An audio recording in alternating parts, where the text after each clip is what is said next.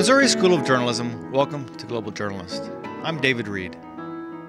Our program today focuses on two developing stories: the combustible election process in Kenya and the consequences of the death of Venezuelan President Hugo Chavez. But first, our brief summary of international news. World Watch. Tensions between North Korea and South Korea intensified this week. North Korea is angry about plans by South Korea and the United States to hold joint military exercises. Pyongyang warned it will launch strikes if the drill goes ahead. And South Korea promised strong and swift retaliation against the Communist North if it carries out its threat. Today, North Korea increased the rhetoric by threatening a preemptive nuclear strike against the United States and other purported aggressors. That came hours before the UN Security Council was scheduled to vote on a new round of sanctions on North Korea in response to Pyongyang's nuclear tests last month. And with China's backing, the resolution is likely to pass. The new U.S. Secretary of State, John Kerry, ended his 9-country debut tour with a visit to Qatar. The Persian Gulf state's leader has provided weapons to rebels fighting Syrian President Bashar al-Assad. And he suggested the U.S. is needlessly preoccupied with worries that some arms meant for the rebels might end up in the hands of militants who oppose U.S. interests. In Southeast Asia, more than 24 people have been killed during a 3-week confrontation over ancestral rights. Malaysian fighters on Tuesday bombed an armed Filipino group staked out in Borneo and plans to launch a ground assault. The Filipinos claim they are attempting to reclaim land in Malaysia that is rightfully theirs. That's it for World Watch. In Venezuela, Hugo Chavez's supporters paraded his coffin through the streets of Caracas on Wednesday. And the country most affected by life without Chavez may be Cuba, where the communist government declared 3 days of mourning and held a memorial service today. Venezuela's generosity under Chavez helped Cuba survive economically after the collapse of its longtime benefactor, the Soviet Union. And doctors in Cuba helped Chavez survive the cancer that eventually killed him. Marc Frank, an economic correspondent for Reuters, based in Havana, has been filing dispatches on this topic and joins us by telephone from Cuba. Welcome, Marc. Hi, how are you? Well, thank you. Well, Marc, what's been the mood in Cuba since the state broadcasters announced Chavez was dead? Well, today we have, probably hundreds of thousands, if not millions of Cubans lining up around the country, including here in Havana, to pay their last respects to Chavez. The mood is one of obvious shock. I would say it's somber. And I would say it's fretful about the future. There's probably no worse news for the Cubans right now than Chavez's death. Right. He's played an extraordinary role in helping them get out of the crisis that followed the former Soviet Union's demise. He's played a role politically in helping them become more integrated with the rest of Latin America. He's provided them with cheap oil. He's provided them with billions of dollars in exchange for medical and other services. And he's really helped bring them into the center of the fold after being so isolated for many years. So for the Cubans, Chavez is equal to Che Guevara. Chavez is equal to Fidel. Right. They view Chavez is a great revolutionary, and they are obviously extremely upset that he's dead. Right, and with the U.S. embargo still in place, Cuba depends on Venezuela for most of its oil and nearly half of its foreign trade. So in a worst-case scenario, what would happen if Venezuela's new leadership removes the special treatments? Well, what I say, which I think is very important, and most experts will say, is that not just Cuba, but all the Caribbean now is dependent on Venezuelan oil. Very simply, oil prices are so high that no small, poor country can really survive without help. So Venezuela actually provides the same agreement, basically the same deal to Jamaica, the Dominican Republic. And so all these countries would be in very serious trouble if that, if those, low-priced or well-financed oil shipments stopped. Cuba certainly would be, not just because of the oil like the other countries, but because they also make so much money selling their services to Venezuela. So the result would be devastating. It probably would not be equal to after the fall of the Soviet Union, but it would certainly lead to a very serious economic, if not social and political crisis in Cuba within a matter of months. Right, and I know you're not an expert on Venezuela politics, but I'm wondering what people there think about the upcoming election. Is there, do they think there's a chance that Chavez loyalist Nicolas Maduro will lose?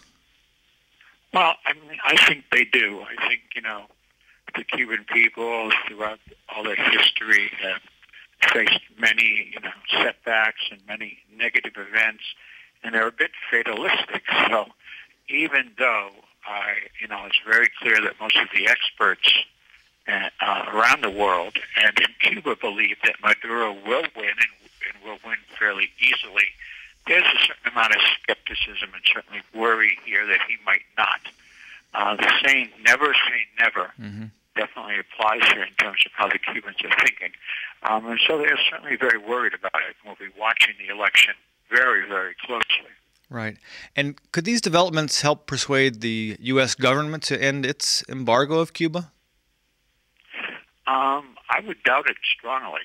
There's no evidence at this point that the U.S. will end its sanctions against Cuba until it becomes a multi-party capitalist system. That's been very clearly said by many people in the Obama administration. And so far, there's no indication that Cuba's leadership is willing to go along with those demands. So until that happens, I would doubt very strongly that there would be a lifting of sanctions. Yeah, and the the U.S. Chamber of Commerce estimates the sanctions annual cost to the U.S. economy ranges from nearly $4 billion from $1 to nearly $4 billion, and the embargo encourages Cuba to collaborate with countries like Cuba that can be unfriendly to American interests. Do you sense that things are getting worse because of the embargo, or about the same? I know that they've started in Cuba to have more private businesses. Is that helping? Well, sanctions are real. Sanctions hurt a country or hurt Cuba every day, every hour, every minute. But in the case of Cuba, certainly, it's just not an isolated country. As you probably know, every other country in the Western Hemisphere, except for the United States, now has normal relations with Cuba, both political and economic. So the sanctions are somewhat limited because of the breadth of their relationships, not only in this hemisphere but around the world. As you know, every year in the United Nations, every single country in the world except for one or two, condemn the embargo, and all our allies have more or less normal political and economic ties with the Cubans. So, it is limited given how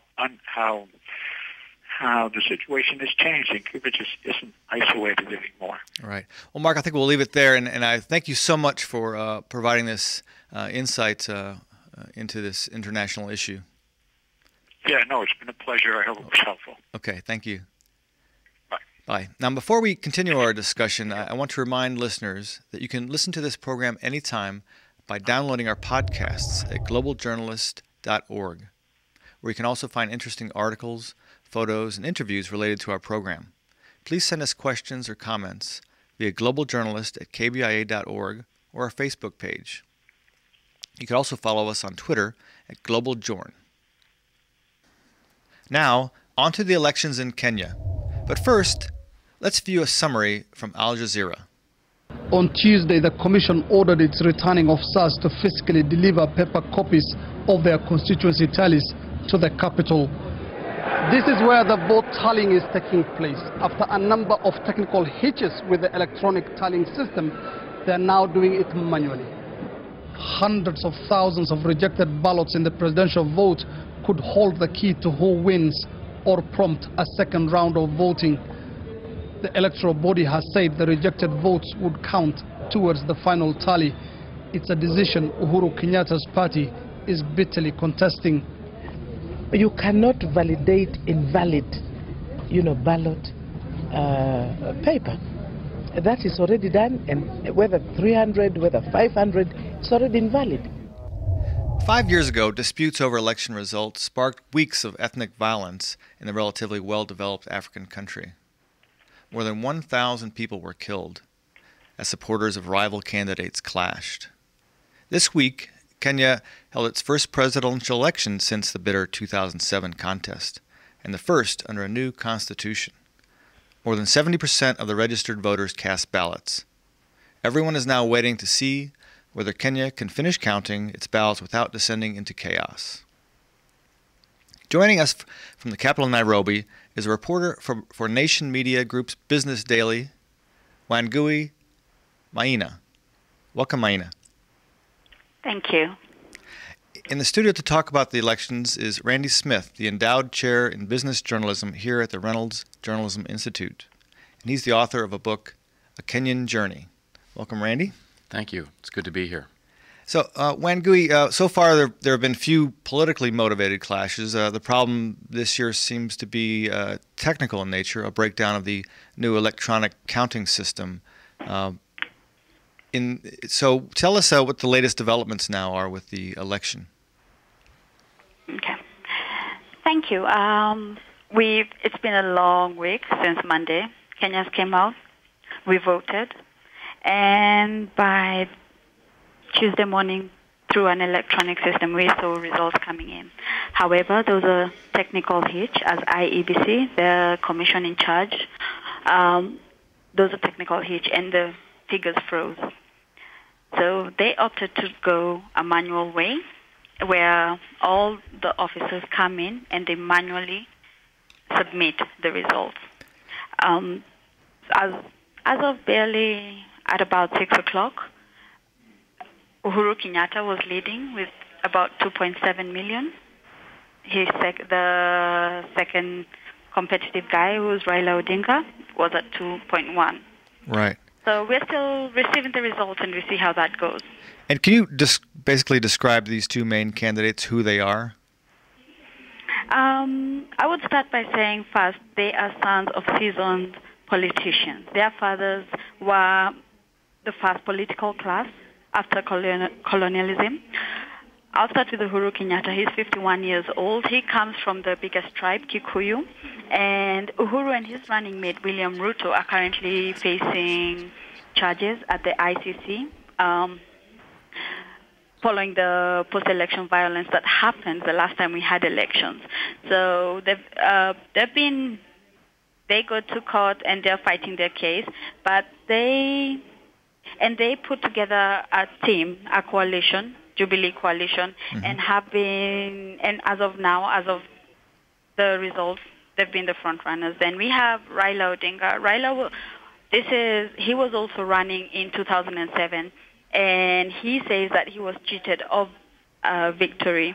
The 68-year-old is he's a seasoned politician. He's been a member of parliament for Kibera, which holds one of the biggest slums in Africa, for many years. He was detained when we still had the single party system under our second president, who is Moi. And so he's really fought the political battle over the years, and he's hoping this will be his opportunity. His running mate is Kalonzo Musyoka, who the vice president of the country, who was also running in 2007 and came out third. Raila has been serving as the prime minister. He came together with President Mwai Kibaki to form a coalition government that has been in place for the past 5 years.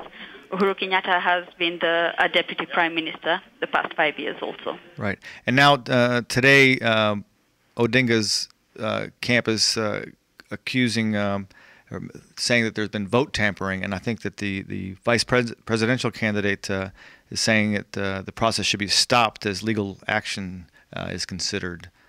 Is that correct?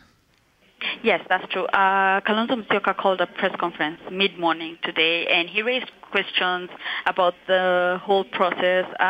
He pointed out a couple of issues, things that their coalition, which is known as CORD, was not happy with.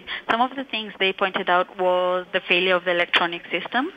They said there was evidence that results were being doctored, and he named some constituency where they had questions raised. And one of the things they were saying is that some of the numbers just didn't tally.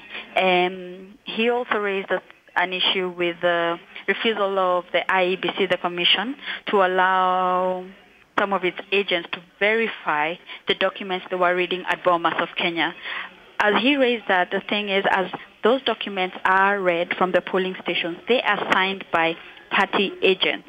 So even as every commissioner stands and reads there, he says that so-and-so of your party code ID number signed this. So from the polling station, they are signed by party agents. And then, so there's no need, as IEBC says, for them to verify again at Bomas. And then basically what he said is the county lacks integrity and has to be stopped and start at primary source. Okay. Wangui, one of the things I wanted to ask you about was to explain for our listeners was the fact that not only does the winner have to have over 50%, but there's an interesting breakdown spread around the 47 counties that was set up and designed so that there would be a fair, essentially non-tribal. It would essentially be a vote of the people. Can you explain that just for a minute? Okay. Yeah. What happened is this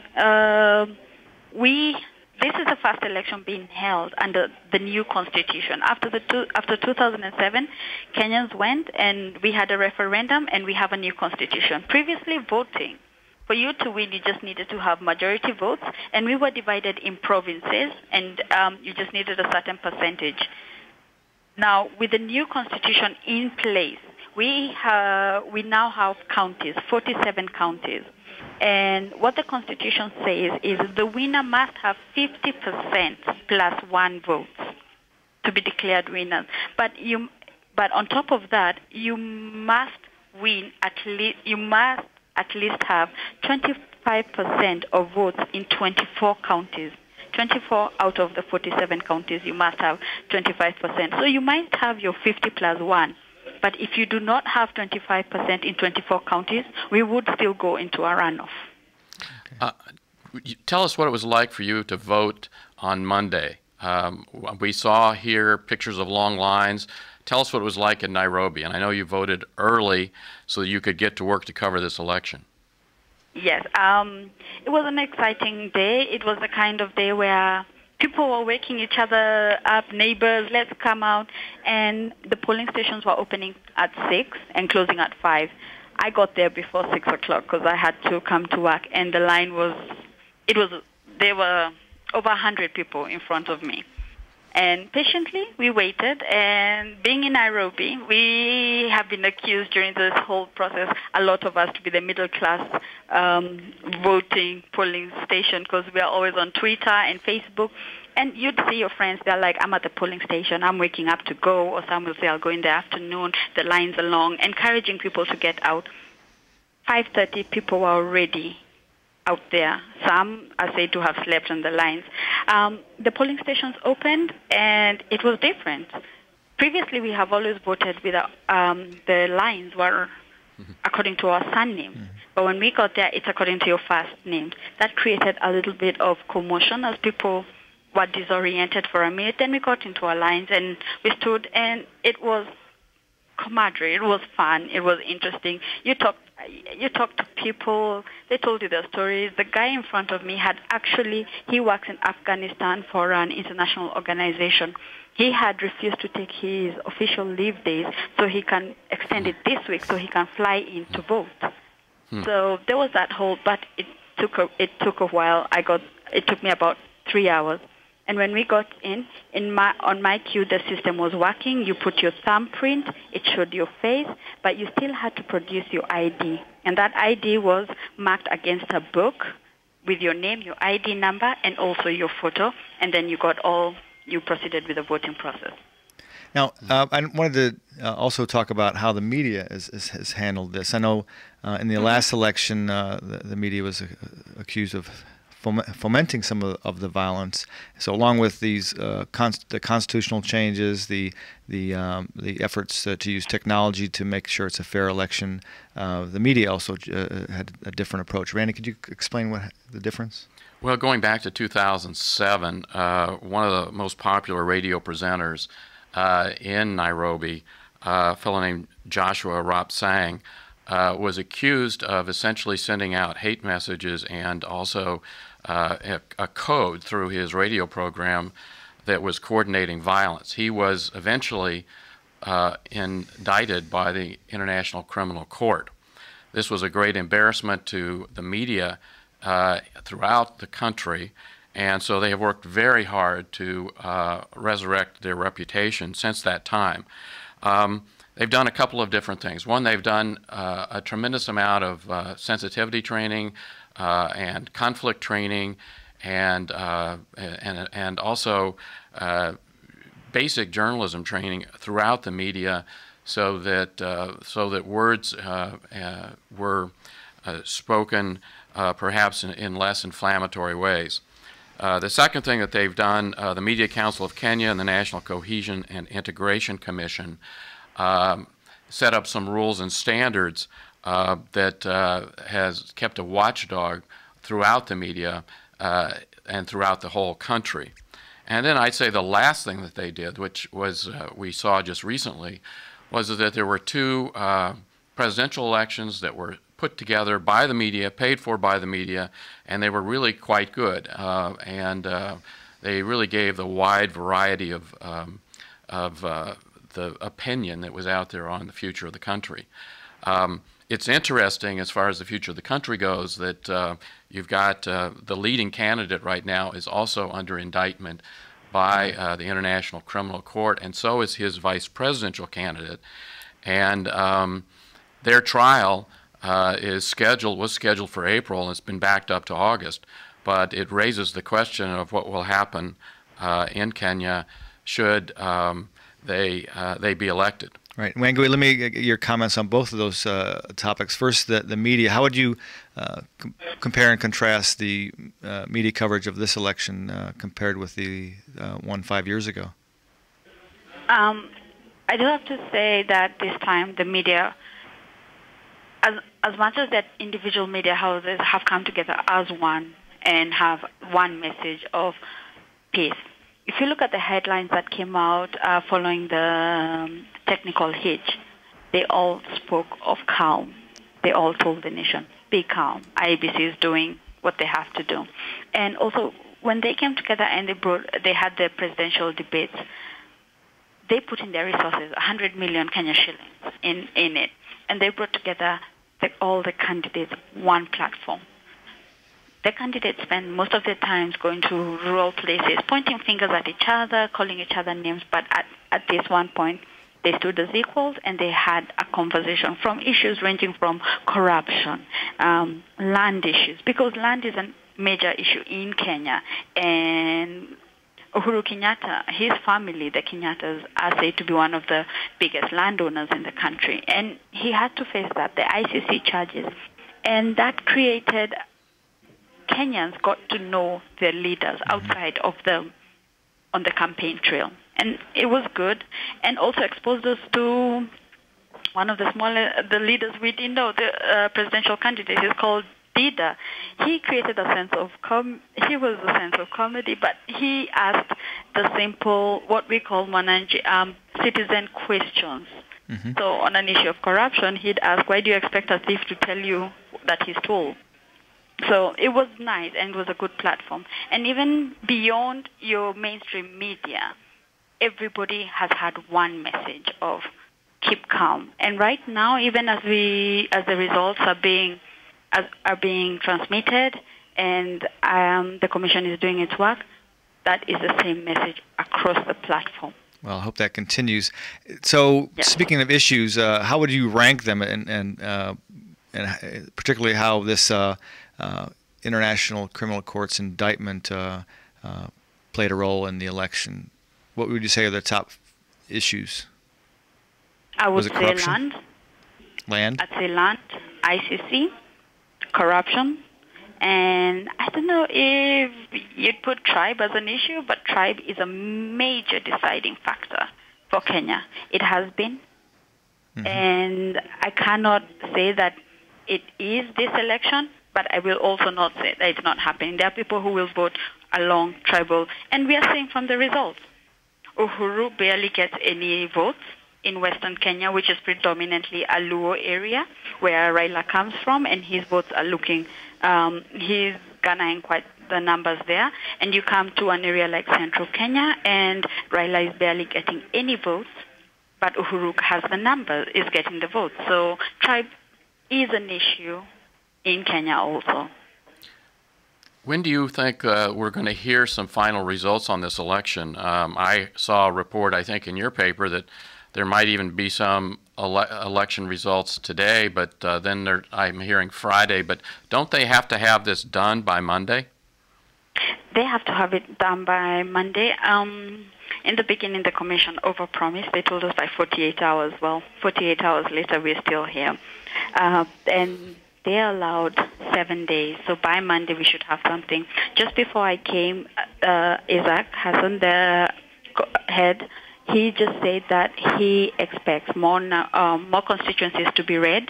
By 6 o'clock, about 130 out of 290 had been read out. And says by tomorrow morning, hopefully, but before the weekend. And what if Kenyatta is declared the winner and they end up using these disputed ballots? Do you think that that violence might break out after the results are announced? There will be tension, especially in certain areas. But all the leaders are calling for calm because even as Kalonzo Musyoka raised issues about the whole tallying, this one thing he kept saying is, be calm. If we're not happy, we shall use the legal process. Will there be tension? I will say there will be, because even right now, there is. There are people asking what is happening. Is it true what Kalonzo Musyoka is saying? Is there something cynical happening? And yes, maybe that, but we do not expect it to reach the extent that it was in 2007. Just a few pockets here and there, and not as widespread or as violent as it was. It's just, yeah. Oh, that's good news.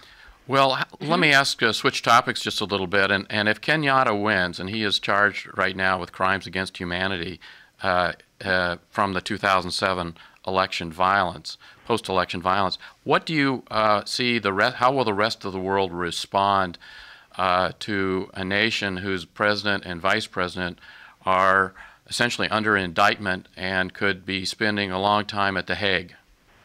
We're not sure what the impact would be. We've had all kinds of that there'd be sanctions happening, that some governments would not want to work with Uhuru Kenyatta and all.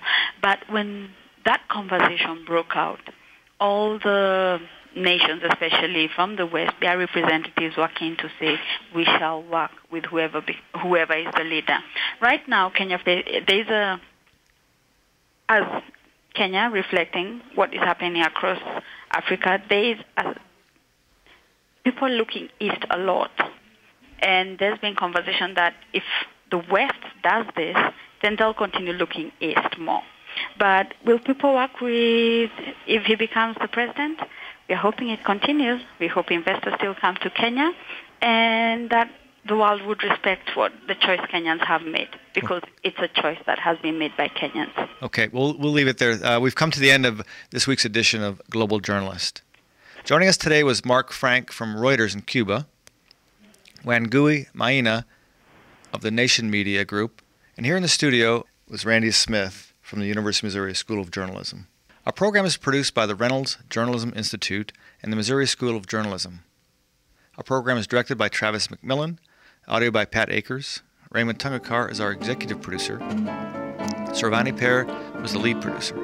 Just ahead is Free Press Watch, and please join us again next week for another Global Journalist. I'm David Reed. And now, Free Press Watch, a segment of Global Journalist where each week we bring you a rundown of major events affecting press freedom around the world. I'm Chelsea Stewart. This week's news comes from Brazil, Germany, and Mexico.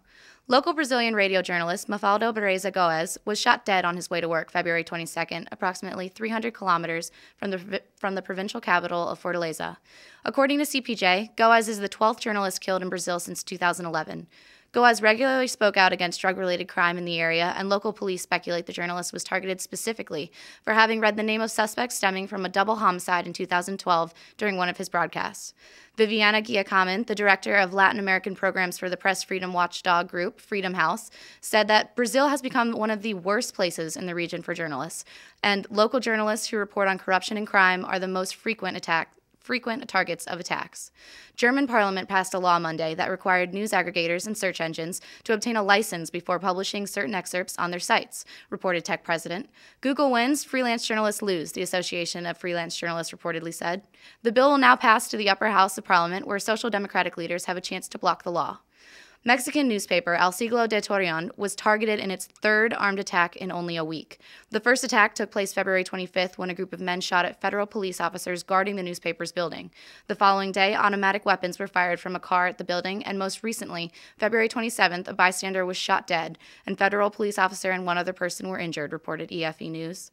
A press release signed by 700 media outlets, part of the informative coverage of the Violence in Mexico Agreement, are demanding more from authorities to guarantee conditions be safe for journalists in the Comarca Lagunera region affected by this violence. For more information on these stories and other events concerning press freedom around the world, please visit our website at globaljournalist.org.